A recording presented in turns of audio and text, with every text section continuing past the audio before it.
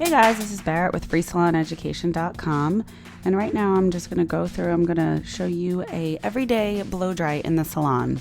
We're going to do a round brush blow dry on our model Taylor.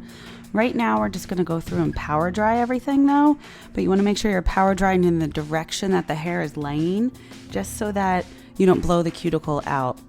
If you go in and start a round brush blow dry right away, right from the shampoo bowl, you're going to be there for hours on end.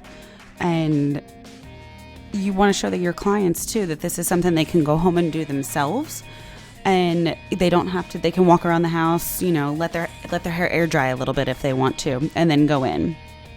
So the first section, I'm going to start in the front. I always like to section the back off from the front when we're going through, because I am going to do a set on this blow dry. You never want to take a section that's bigger than the brush that you're using. I'm using a large round brush right now, and it's one of the ones that has a metal barrel on it, and that's important because you want to make sure it's nice and sleek and nice and smooth. Taylor does have really great hair, so she doesn't have a lot of damage to the hair, but if for someone who does have a little bit more damage, maybe somebody who's a more blonde, you want to go in and you want to make sure that it's going to put some nice shine on the hair with the metal barrel.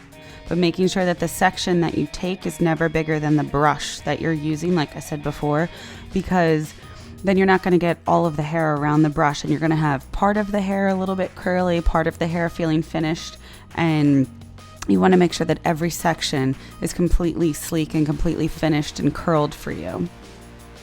As we move up to the top of this blow dry, on the side sections, we are going to pull a little bit more straight up from where the hair is living, just because that's where we're going to maximize the volume in this blow dry. If you were to pull it more straight out, as you're going to see a little bit later in the blow dry, we are going to pull a little bit more straight out because you don't need a ton of volume in certain places. Sometimes you're going to see me pulling a little over the part line, so over direct it a little bit. And you can see right there, as I'm twirling it out of the brush, I just pinch it at the ends. And sometimes if you just pinch it at the end and then unravel it from the brush, it adds a little bit more curl and a little bit more texture to the end of the brush. Moving on to the heavy side of the hair, same things as we did on the other side that we started on.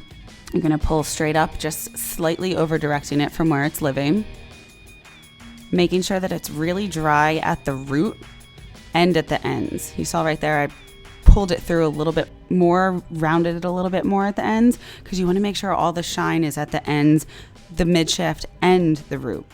If you just focus on the root, then you're going to have really beautiful hair at the root and a little bit frizzy at the ends. You want to make sure it's completely polished and completely finished all the way through the sectioning. I have a lot of clients ask me all the time, well, it's still really, it didn't feel finished. It didn't feel, like it did when I left the salon with you. This is a blow dry that you can come in and have somebody get once a week. I have a lot of clients who come in and get this done once a week on their hair, but it's also something you can teach them to do on their own to make it feel like they walked out of the salon, because everybody is going to ask them then, well, where do you get your hair done? Who taught you how to do that? And you really want them to say your name when you're there. Now, as we get to these thicker sections that are in the back, you still want to make sure it's nice and neat when clipping the hair away, that you're not letting a ton of wet hair just fall in front of their face, because it still is a presentation. It's a blow dry. This is an experience for them. Having a ton of wet hair in their face is not really a great experience. You're going to see me section it into two sides, a left and a right, when the section gets thicker, because it's not big enough. The brush is not as long as the section is. So you're going to have two smaller sections as we get to the heavier side, more towards the fringe area of her hair. You're going to see me pull a little bit further up and flip back and forth, going on the top of the section and the underneath of the section. And that's something that I really like to do that's important, because then you get it sleek underneath and you get it sleek on top as you unravel it, and then taking both sections together, forming one gigantic curl and pinning it up in the pin curl clip.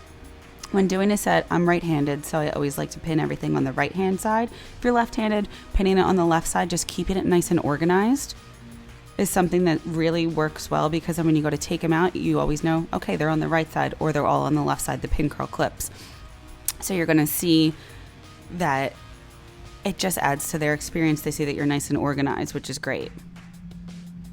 Same thing on this section, because it's the front section. Taylor likes to wear her hair a little bit more coming down over her forehead. So I'm going to pull it and over direct it slightly over. You saw me go back and forth with it. Going back and forth and doing a little bit more movement, different directions, is going to let the hair flow. And when you're doing a round brush blow dry, especially with a larger round brush, you really want it to feel bouncy, and you want it to have a lot of movement in the hair when you have long hair.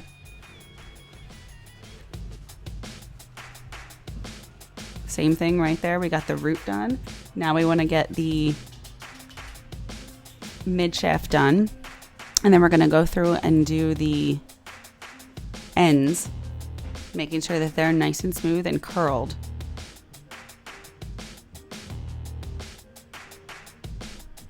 Letting it sit and then unraveling it. When I unravel it, like I said, I like to hold it sometimes. It just adds a little bit more texture to the hair. Unraveling it, it doesn't always look like it right away. But that once you get your hands in and at the end, putting this working spray on it as it's setting is really going to give it nice bounce to the hair. Now we're moving down to the nape of the neck, and I'm going through and I'm blow drying just one side at a time because the nape of the neck is a little bit wider. When you have a guest in your chair, a client in your chair, if you can't get to the bottom of, right at the root, right at the nape of the neck, tilt their head forward. Don't be afraid to move their head, because you really want to make sure that's dry. You always have people who say, but, in a class when I'm teaching something, they say, but it's still dry underneath there. You want to make sure if it's not dry underneath, it's the same thing as the foundation of a house. If it's not completely built and well structured from the beginning, everything that's holding it up, it's going to fall down. Same thing with a blow dry, especially a round brush blow dry. If the root underneath is completely still wet, but everything else looks nice, it's not going to last very long. And then that person's going to walk out and, especially at this time of year, you want to make sure that hair is completely dry. The foundation of the hair is super important when it comes to this blow dry. As we're moving up in the hair, we're still taking horizontal sections, same width of the brush, but I'm going through and doing all of the sections and then pinning them up. You really want to make sure that they're cooling in that curl, so you don't want to disturb the curl too much from when you unravel it from the hairbrush.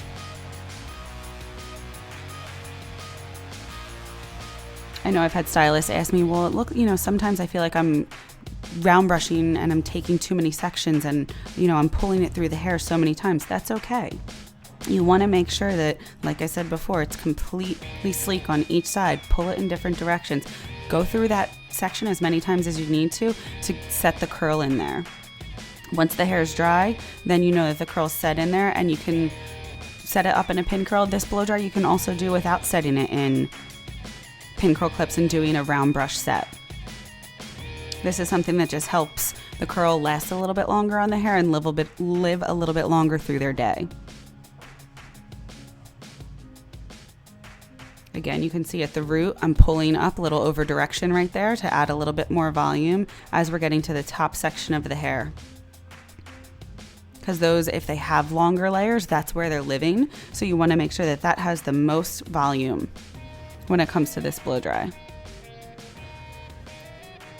Another little tip I always like to tell people as stylists, make sure that when you're angling the blow dryer, that it's not angling straight down into the brush. Angle it towards you. You may get a little draft from the blow dryer, but that's really sealing down the cuticle, especially using a metal round brush. And you can use really any kind of round brush depending on that person's hair texture.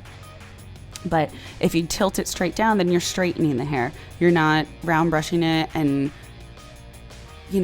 setting that curl in there. You're setting it down so that you have a nice sleek straight hair, which I have women who come in wanting their hair round brushed just to make it smooth and straight.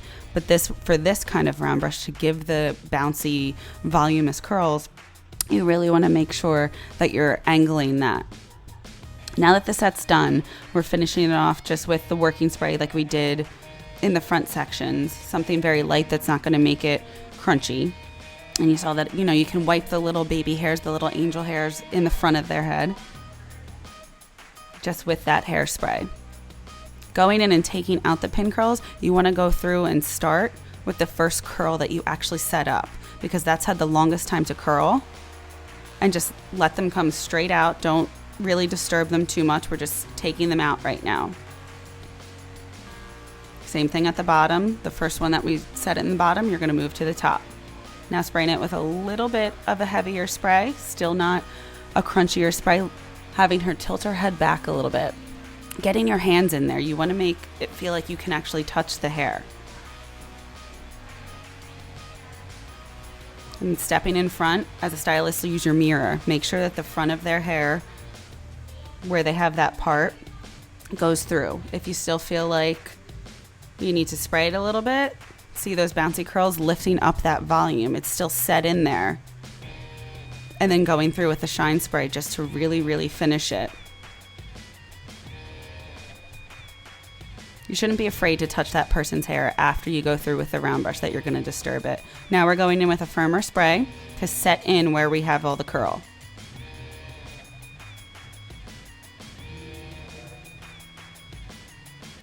I'm just going to arc her bang up just a little bit, defining the curls and then pushing them straight forward. Seeing how shiny and bouncy the end of her hair is. That's why it's so important to finish from root to mid-shaft to ends with this kind of round brushing.